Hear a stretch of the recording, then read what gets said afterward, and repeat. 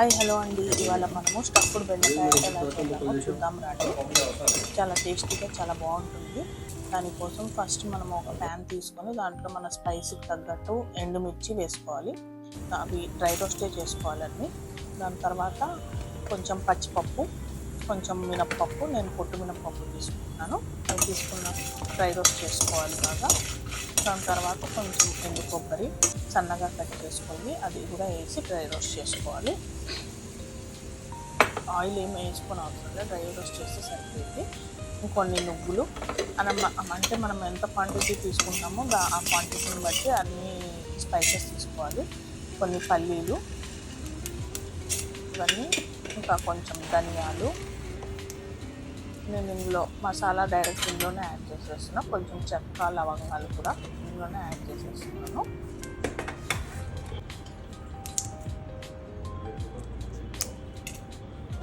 బాగా dry roast చేసుకోవాలి. Dry roast చేసుకున్నాక చల్లారనివ్వాలి. దీన్ని మిక్సీ పట్టుకోవాలి. ఇది వేడిగా ఉన్నప్పటికీ స్టవ్ ఆపేసి కొంచెం చింతపండు కూడా వేసుకోవాలి. కొంచెం టేస్ట్ బ్యాలెన్స్ అయింది. ఆ వేడి మీద చింతపండు మగ్గిపోయింది. ఇంకా దాని తర్వాత చల్లారనివ్వాలి. దాని తర్వాత మనము బెండకాయలు తీసుకోవాలి. నేను చిన్న చిన్న సైజు ఒక 2-3 ఇంచెస్ సైజు బెండకాయలు తీసుకున్నాను. తీసుకొని వెనకాల ముందు తొడిమెలు తీసేసుకొని మధ్యలో ఘాటు పెట్టుకోవాలి. కట్ చేసుకోకూడదు, జస్ట్ ఘాటు పెట్టుకోవాలి. ఎందుకంటే మధ్యలో స్టఫింగ్ చేస్తాం కాబట్టి పచ్చివి ఘాటు పెట్టుకొని అన్నీ పక్కన పెట్టుకోవాలి. దాని తర్వాత ఈ లోపు మన స్టఫింగ్ అంతా మసాలా అంతా చల్లారిపోయి ఉంటుంది. దాన్ని మనము మిక్సీ చేసుకోవాలి. దాంట్లోనే నేను కొంచెం అల్లం ముక్కలు, కొంచెం వెల్లుల్లిపాయి 2 వేసి ఇంకా మిక్సీ పట్టేస్తున్నాను. అవసరమైతే కొంచెం వాటర్ పోసుకోవచ్చు.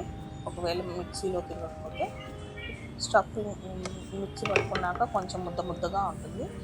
అది స్టఫింగ్ మనం బెండకాయలు వేస్తే పడిపోయిద్ది అన్నప్పుడు కొంచెం వాటర్ వేసి కొంచెం ముద్దలాగా కలుపుకొని ఇంకా ఆ ముద్దని మనం బెండకాయ మధ్యలో ఫిల్ చేసుకోవాలి.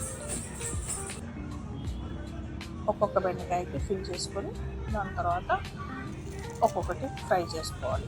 మధ్యలో కొంచెం వాటర్ వేసి ముద్దలాగా చేసుకున్నాం కాబట్టి ఆ ముద్ద బెండకాయలో ఉండిపోయింది, అలాగే ఏమీ పడిపోదు.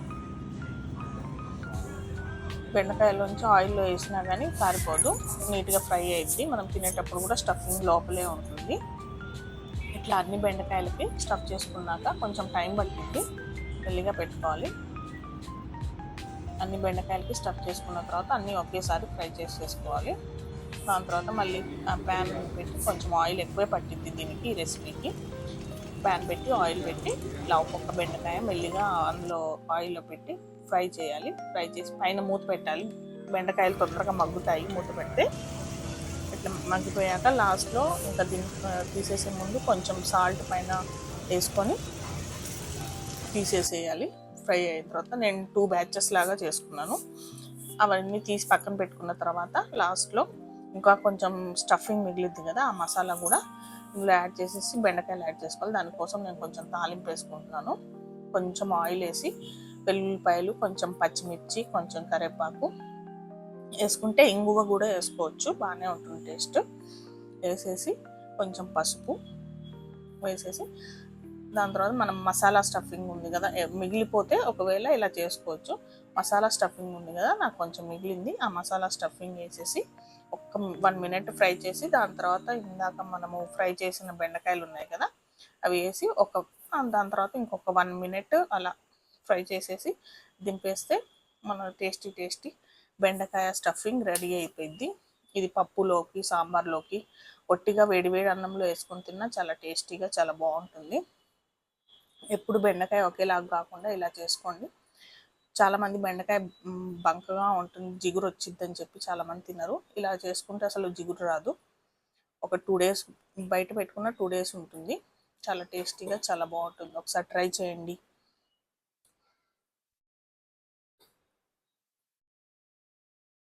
వేడి అన్నంలో కొంచెం నెయ్యి వేసుకొని తిని చూడండి, చాలా టేస్టీగా చాలా బాగుంటుంది.